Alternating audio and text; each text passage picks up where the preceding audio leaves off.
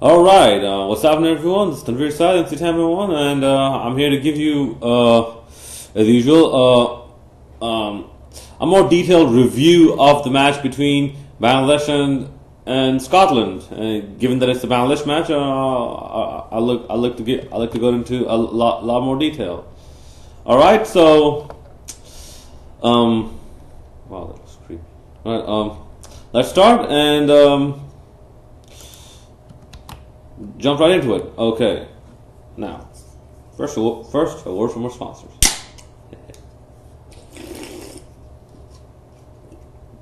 Thank you.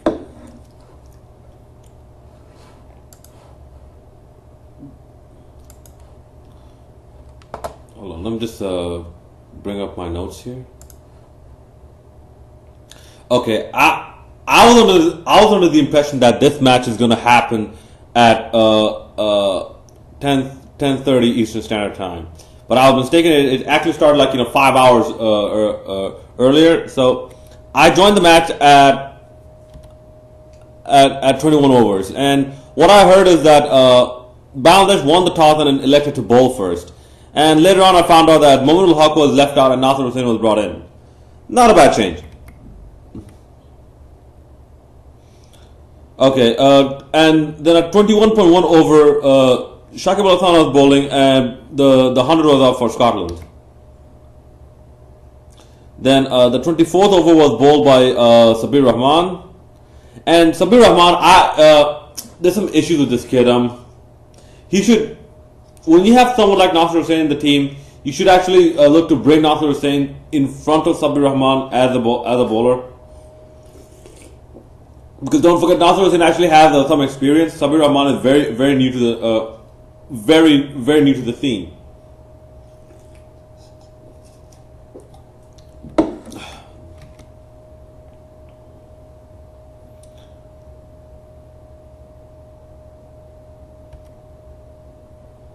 Okay, and then I believe it was 20. The last ball of the 24th over, Sabir Rahman actually gets Matt, how do you pronounce it? Matt Machan? Matt Machin?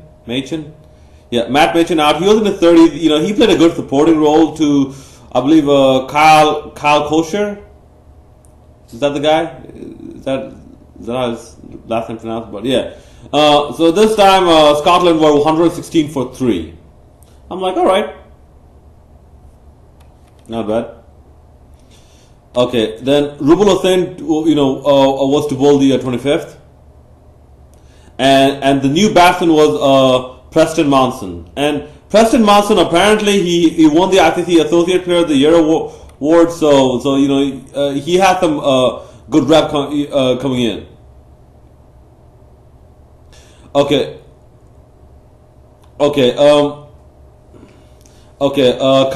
Kyle Kosher, he actually got to 50 in the at the last ball of the 25th over, and there was a misfield that actually changed a single to a boundary, which I'm like, if Bangladesh have to make it to the quarterfinals, they have to tighten these screws. They have to work on small niggles here and there, small pockets of underperformance and lackluster cricket here and there. They have to improve on that. Okay, then you had this change going on. That Taskin Ahmed came in to bowl the 30th. Okay, and at this time the run rate was going on pretty well. The odd boundary was coming and they're hitting singles, because after 30 overs they were 152 for 3, and I'm like,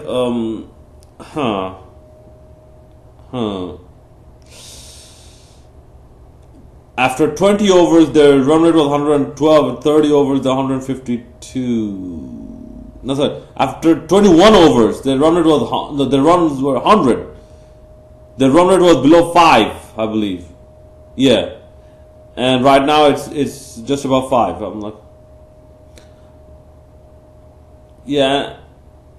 And at this point, I'm like, do not let them get to 300, Bangladesh do not have a good history of chasing down 300 totals.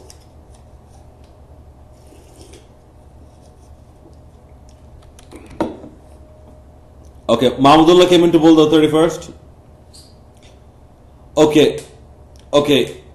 Now I noticed something here. Mahmudullah was trying to do a Shakib Al Hasan, but to the wrong batsman. He is bowling way around the wicket to a right-handed batsman, and he was bowling like absolute shit. He was trying to bowl those really flat deliveries.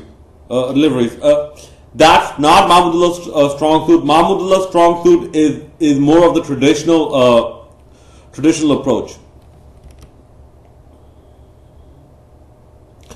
Okay, then there's an injury over here. I believe it was Kyle Kosher. He actually I believe he played a powerful pole shot. Animal Hawk tried to stop it but landed awkwardly on his shoulder, and like later on it turned out to be a grade 3 strain, joint strain. But the injury was kind of intense, and we know that he's not playing anymore in this tournament. He's taken out. Now, his replacement. Let me just get this out of the way right now, so that later on, if I keep for later on, like if I forget, maybe I'll forget to address it. His replacement, Imrul Kais. Okay, maybe for the experience, but maybe they should I don't know, maybe they should have gone with a Liton Das or a Ronnie Talukdar, because Animal Haq was the backup wicket keeper, I believe. Unless Mitten Ali is in the playing 15, but Animal Haq was the backup wicket keeper. So to replace a wicket keeper with another wicket keeper, let's say I think Liton Das is like a domestic player. He's a wicket keeper, I believe. So to replace him with another wicket keeper, and I think Liton Das might also be a right-handed batsman. To replace a right-handed batsman with another right-handed batsman might make more sense, because in the opening, I think the left-right combination with Bangladesh might be actually beneficial, because Imrul Kais is another left-handed batsman, so we have a procession of left-handed batsmen. We have Tamim Iqbal, Imrul Kais, Shamir Sarkar, Mahmudullah, and then Shakib Al Hasan, Mushir Rahim and Shakib Al Hasan. So we have 4 from the top 6 being left-handed. So that might not be the right move to bring in Imrul Kais. At least not Johorul Islam.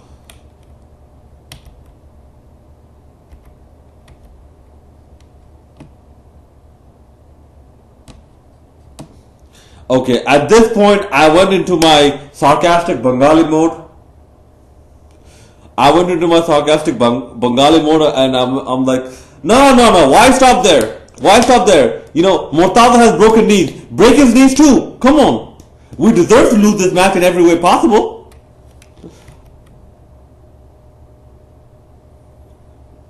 Okay, just to show you, at 31 over was the second rings break. Scotland was 163 for 3. Sabir Rahman comes in to bowl the 32nd.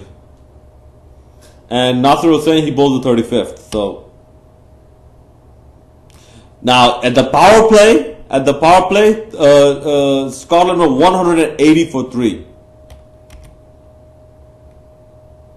And I was like, bro, if you read my comments, I've actually made live commentary type of thing, with putting my own comments in this, in my notes. If you read it, there's a lot of shots taken at BD. Mortada, he bowled the 36th, and that over went for 14 runs. And me, I'm like, okay, 300 is unavoidable at the moment. Okay, 300. And Shakib bowls the next one, and he only went for 4 runs. Rubul Hussain, he bowled the 38.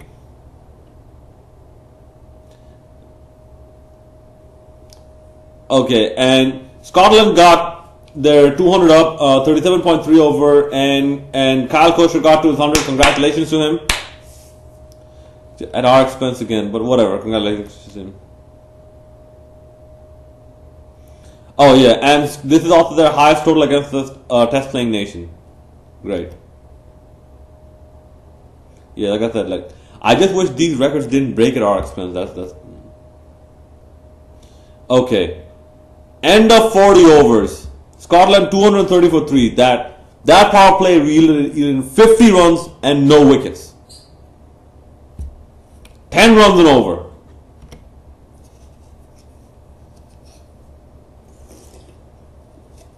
And that one I was thinking like, at that point I was thinking like, Scotland did their homework because Scotland figured out, how BD are gonna Bangladesh are gonna bowl. Bangladesh, what they did, they probably took out some pictures of, some modified pictures of who's that bitch, Rubul Hussain was being trapped by Happy, that actor was Happy. They they probably got some animators and made some porno cartoons out of Happy and then started jacking off with him and Rubul Hussain getting it on, or I don't know, some shit. Okay, Nasser Hussain then comes into bowl. Mortada bowls the 42nd. And Mortada gave away 15 run over at that over. And you could kind of see Mortada was like, well, he was not at his game today.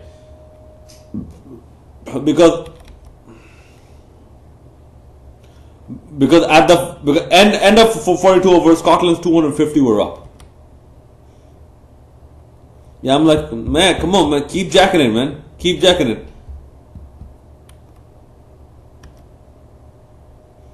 Okay, and then to add to things that jack off, my PC jacked off and got stuck, so I had to shut it down and then restart it again, and then I saw Scotland were 257 for 4. That Nasser got Preston Monson out, and the new batsman was I believe forgot the first name, Barrington.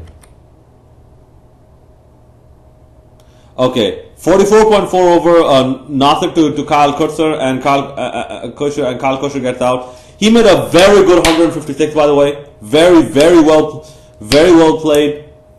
And for a team like Scotland for a person from a team like Scotland to do that, it actually makes the point that players from their team have potential. Okay, new batsman is Matthew Cross, the wicketkeeper, and Shakib Khan, he bowled the 48. And the 2 balls in, Shakib over, Scotland get the 300 up. Yeah, and then at this point I started singing this song like Jack, you dick till you bust in blood. I'm like, come on, man. Believe me, at one point I was scared. I'm like, if an associate cricketing player makes a double century in this match, Bangladesh will go down as the country again that made an associate nation look good. An associate nation like Scotland look good, really damn good. That one of their players made a double century. That our bowlers were that shit. So this is why, for me, Bangladesh's reputation was on the line. And for 9th overs bowled by Taskin Ahmed, and there was some sort of injury to Barrington, and 48.5 over, Taskin Ahmed actually bowled the back of a hand delivery and gets Barrington out, and 3 for 6. The new batsman was Josh Davey. I believe he's one of the the change bowlers. Okay, the next ball I believe Matt Cross gets out and another change of pace delivery.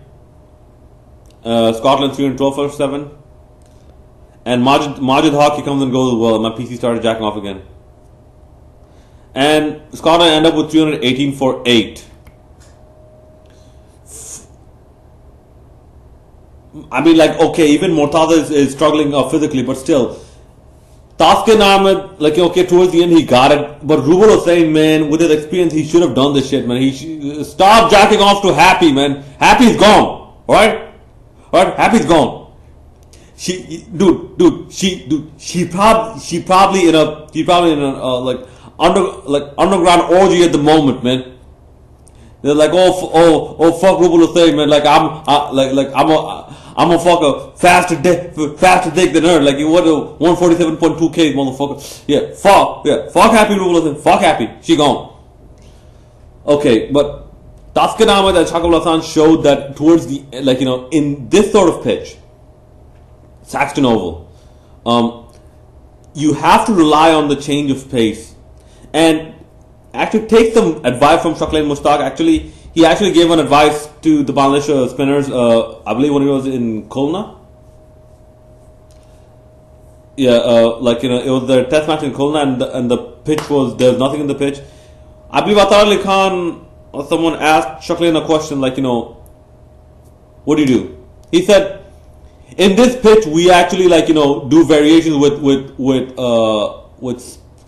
with flight and pace, and try to beat the batsman in the air, and with pace. So Shakib Al Hasan showed that, Taskin Ahmed showed that Rubel Hussain, he has this disease that if he starts going for a 4, he'll start going for more 4s and then more 4s and then more 6s, and he'll probably have one of the most expensive overs in the innings.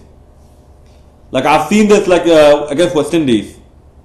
I think I've seen this against Pakistan as well, like in the Asia Cup. So I mean, the bowling, holy crap, it was terrible. It was terrible. And yeah, like I said, if Nasser Hussain, I believe, is a better option than Mohamed Ul Haq, because Nasser Hussain can actually bowl. If you're going to use Mohamed Ul Haq as number 8, and even after press conference, Murtaza said they should have been stopped at 280. Oh, by the way, Kyle Kosher, like I said, congratulations again. Got his 156.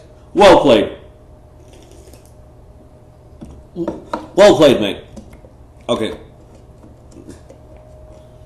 At this point, I'm like, okay, gone. The game is gone. Bangladesh has lost it. I'm like, okay. See you next World Cup, motherfuckers. Okay, now Bangladesh innings. Okay, 1.5 over. Josh Davey gets Somaya Sarkar out for 2. And due to the injury to Anamul Haq, he wouldn't play.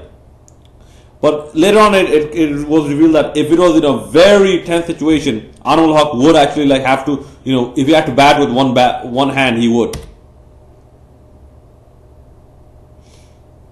And I'm like, only 5 for 1. I'm like, fuck. The new batsman was Mahmoudullah Riyad. Oh, and by the congratulations to T.I. Tommy Iqbal, to get to 4,000 runs only after Shakib Al Hasan. So, good going, I guess. Okay, 8.1 over. Bangladesh 250 was up. And they were hitting for 1 or 2 6s and a few 4s here and there, and off some bad bowling. And actually, after that, it kind of hit me that this is the same ground that Ireland chased down that 300 against West Indies, and this is the same ground where most of the teams chasing wins. So that sort of was a bit comforting to me. But then again, it's Bangladesh. It's Bangladesh. Okay, and you Pakistan fans, might also be able to relate to this. You never know when they pull up a very shitty performance. Okay, end of 10 overs, Bangladesh was 62 for 1, but essentially they were 62 for 2-ish, if you will. Me, I'm like, okay, they have a good start, but there's a signature maneuver. There's a signature maneuver of Bangladesh cricket called the spectacular collapse. Bangladesh need to avoid that. Okay, then 16.5 over, Tamim Iqbal, he gets to his 50. He played well, but I think he still owes us a century. A century.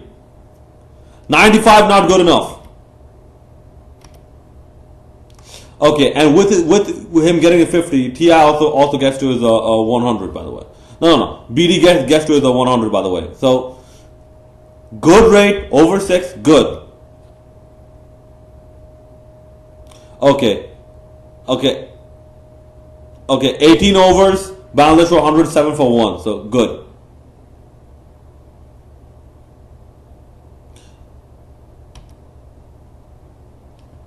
Okay.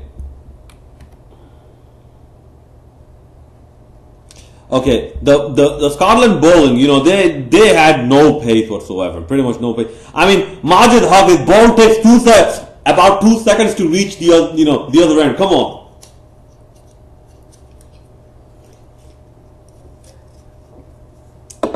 Okay, even Ian Wardlaw, his bowling was not that fast. But yeah, Bangladesh took advantage of some bad bowling and the whole situation of it being a small ground and easy chaseable ground. So yeah, that was good to see. And me at this point, I'm like, to maintain the left-right combination, especially against an associate team, Mahmudullah should have opened actually. Okay, so end of 20 over, balance of 123 for 1. Still maintaining that run rate, just above 6, so that's good. Okay, and Mahmudullah, he gets to 50 and about goddamn time, dog.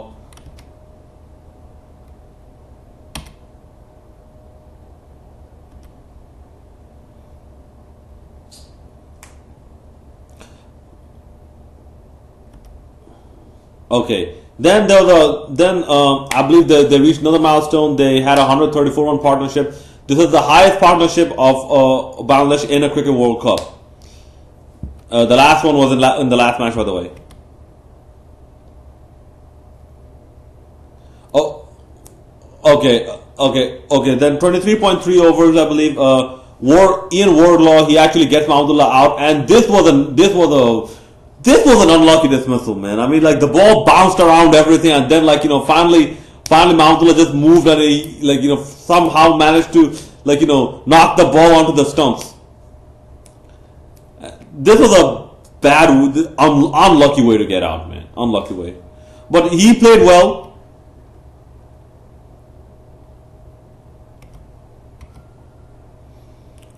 He goes up for, I believe, he goes for a 50 or 60, I believe. Bangladesh for 144 for 2 at the moment. And the new batsman was Mushfiqur Rahim. Okay. So after 24 overs, Bangladesh 150 was up. I'm like, okay, now we're talking. But still, I'm careful. TI owes us a century. Okay, after 30 overs, Bangladesh 191 for 2. I'm like, okay. This is what I'm talking about. Yeah,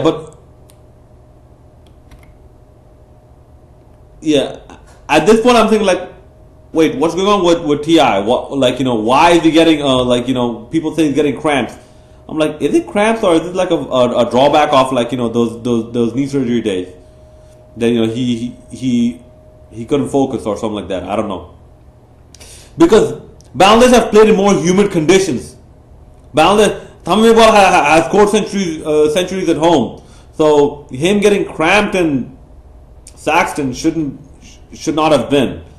But then again, cricket is a funny sport, so you never know what happens.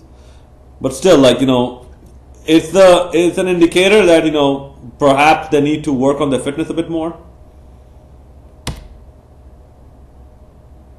And me, I'm just Tamim, just play your singles.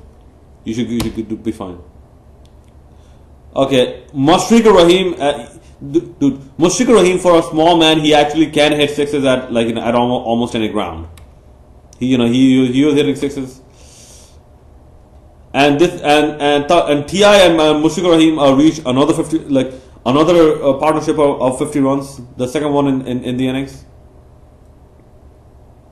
Okay, 31.2 overs, Bangladesh 200 over. I'm like, yes,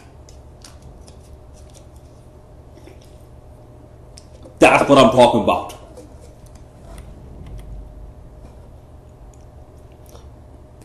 Okay, okay, okay. And then the next ball, Ti gets out. He went for a review because I guess that was his ego that actually brought the review in. I'm like, fuck that, I want to get to a century. But sorry, kid, bad technique. Actually, like it was a decent ball. It was perhaps one of the only balls that I believe it was bowled by Josh Davey. Yeah, it was one of the balls that actually moved a bit. But he went for LBW and that was plumb. I don't know why. In hindsight, that was a bad review, but that was plumb. That was the middle stump. That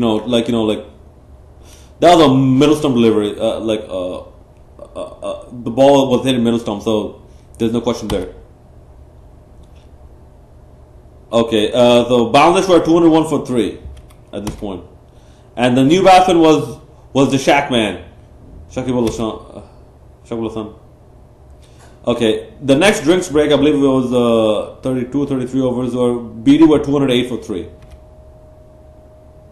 And this point, I went on a Blitz team thing. Like, if from this point, if Bangladesh lose, I rant online. I'm like, if Bangladesh lose, I'm you probably see me walking around, like pacing around this room and cutting a really pissed off promo. So I'm like, cutting a Bobby Roode promo, or maybe Jay Briscoe mixed with Grits promo. Okay. After 35 over, Bangladesh were 217 for 3. Okay. Now there was a comment made that Atar Ali Khan might actually be in the crowd, with supporting the team. If he's there, why isn't he in the commentary box? There's so many chances where Bangladesh players could have been put over, and Atar Ali Khan is the best guy to put them over because he has seen a lot of them inside out and how they operate.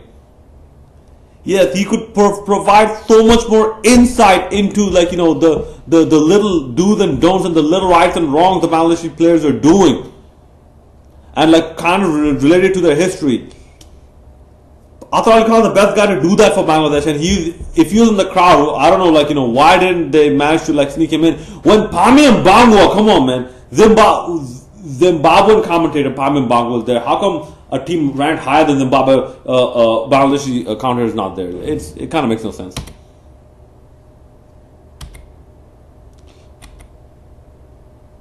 But anyway, from this point, Bangladesh should win this. This is a must. This is your game to lose for Bangladesh. First power play over yielded in 10 runs. Okay, the Mushfiqur Rahim was actually hitting the ball almost at a strike rate of someone close to 180 or 200 maybe. Mushfiqur Rahim, he gets to his 50 with hitting a huge six coming, I believe it was inside out or down the wicket, I believe. Huge six over long off. And Mushfiqur Rahim, that's kind of his hitting zone. He usually hits between long off and mid wicket and kind of a bit square leggish. Yeah, around that area, he'll pick up his sixes. After 37, Bangladesh were 242 for 3, so the acceleration was good. Okay, but he was continuing this good run form. He tried one shot too many, and then to a slower ball, he tried coming down the wicket, and then ended up just scooping one ball in the air, and it got caught off at the long off boundary, and he made a well made 60, I believe. So that's good to see from Mushfiqur Rahim. He's maintaining his form, but Bangladesh they're 247 for 4. The new batsman was Sabir Rahman. Okay, then 39 were gone. 248 for 4 was the score. At this point, I think should it have been Nasser Hussain instead of Sabir, because Nasser Hussain has more experience and he's a bit more of an intelligent batsman as he has shown. Not of recent memory, but a bit before that. Okay, 39.4, Bangladesh 250 were up. Okay, after 40, Bangladesh 252 for 4. So this this power play was alright, I guess, but it did the job. I mean, Bangladesh were at a position to win.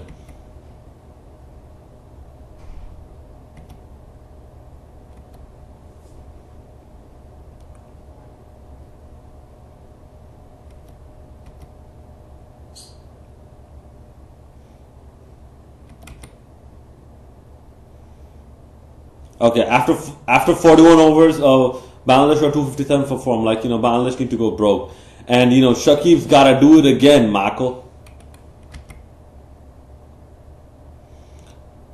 Okay, there's a better over because the next over Bangladesh were 268 for 4, and that also put Shakib Al Hasan back on strike for the next over.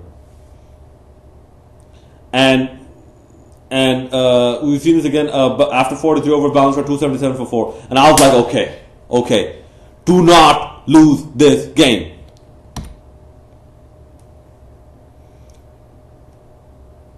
Okay, after 44 over, Bangladesh 285 for 4, and this is the good thing of having a batsman like Shakib around there. So, because he hit a 6 of the last ball. Otherwise, it was a pretty good over.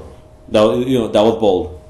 By the way, the Scottish bowlers actually did bowl a lot of wides, and this also showed that this left-right combination, especially against a smaller team, it actually can actually put a smaller team off a lot in terms of their bowling radars.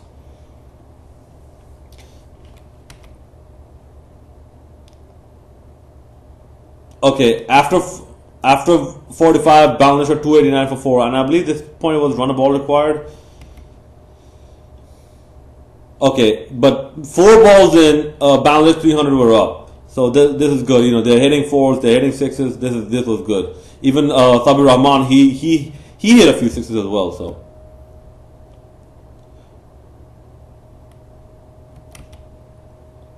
Okay, 46 over, Bangladesh were 301 for 4. Okay. I'd like to point out something here as well. The crowd here was actually quite good because you could hear audibly a lot of the kids chanting for Bangladesh, they're going like Bangladesh, like we want Bangladesh. Then like go Shakib, go Shakib, go. And then there's another chant like let's go Shakib, let's go Shakib, let's go. That was good to hear. Obviously you could hear that there was one Bangladeshi fan cheering the entire chants, but still that was good to hear. Okay, 47 over Bangladesh 309 for 4. I'm like, okay, 10 runs needed. 18 balls. Okay, at this point, I'd like to also say something else David Lloyd. Something about his commentary today was seeming kind of fishy. Because he put way too much foresight into the England game. That, England should be picking this up. England should be picking that up. And, England should exploit this weakness and that weakness. I'm pretty sure they will. I'm like, I don't blame the guy for supporting his team, but, bro, take it easy. Right? The match didn't happen yet. Let the match happen, and then we'll see. Because the way England have been playing, for me, they don't... At least how far I've seen, the way England have been playing, they don't deserve to be in the quarterfinals. Fuck them being big three. Dude, England are the smallest of the big three. They don't talk about being the big three. England are the smallest of the big three. Okay? I mean, come on. They can't even afford a bigger than 10 team a cricket World Cup. That tells you something. That tells you something. Right. But yeah. Let's see what happens. Let's see. Because Okay, I'll get back to the points table later. Okay, okay. By 47.4 overs, the score was level.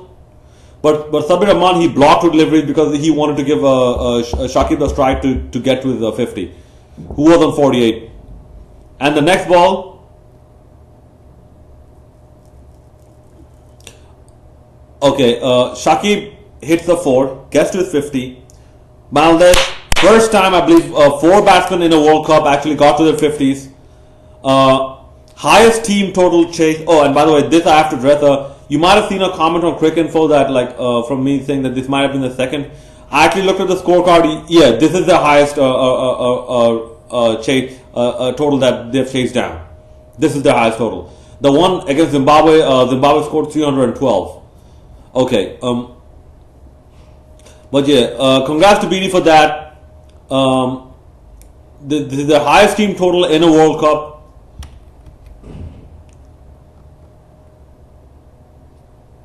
And also Shakib got to the 50, highest run chase in World Cup and overall, and 4 batsmen hitting the 50s and highest team total. So congratulations to that. And with this, Bangladesh get 2 more points. Now I'm not too sure about the run rate at the moment. I still have to check that out. But Bangladesh and Australia are on the same point level at the moment. England are at 2 points. And they have a very bad run rate. Very bad run rate. Okay. Now, England's only chance at the moment is they have to beat both teams. They have to beat Bangladesh. They have to beat Scotland. No, sorry. No. They have to beat, I believe it was Afghanistan who, they have one more game to play. Okay.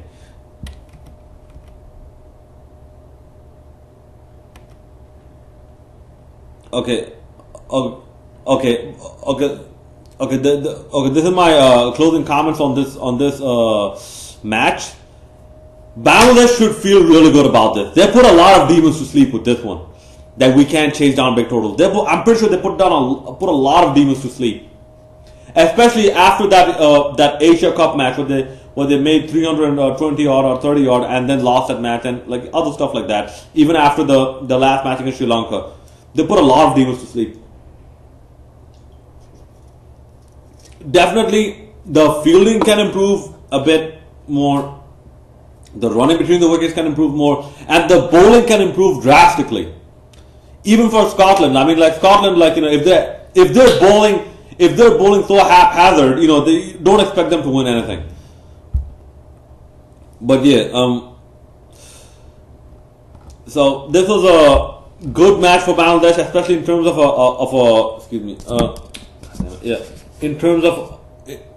a confidence booster going into the match against England. Which Bangladesh, I want Bangladesh to win that match, and I want to see the look on Jeffrey Boycott's face. I want to see the look on the English people's faces.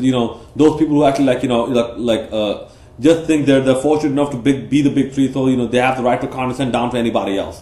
Yeah. I want to see the look on their faces, especially given Owen Morgan and his captaincy. Come on.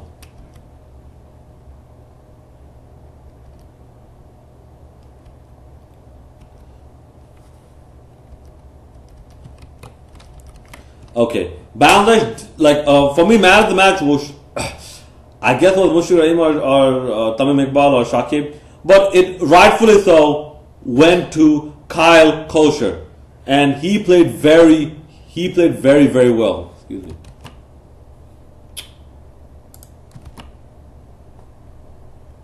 Yeah, he played very, very well.